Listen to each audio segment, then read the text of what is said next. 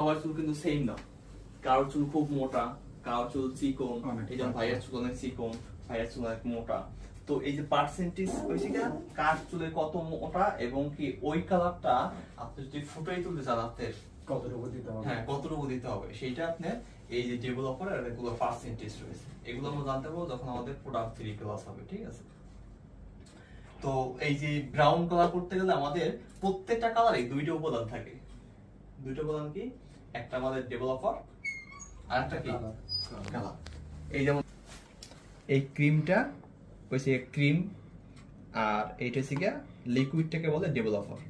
দেখেন এই যে ক্রিমটা এবং এটা কি ডেভেলপার, তাই কোনটা লিকুইডটাকে বলে ডেভেলপার, বুঝা গেছে? আপনি কখনো ক্রিম শুধু মাথায় লিপে দিলেন, কালার আসবে না, কিংবা কখনো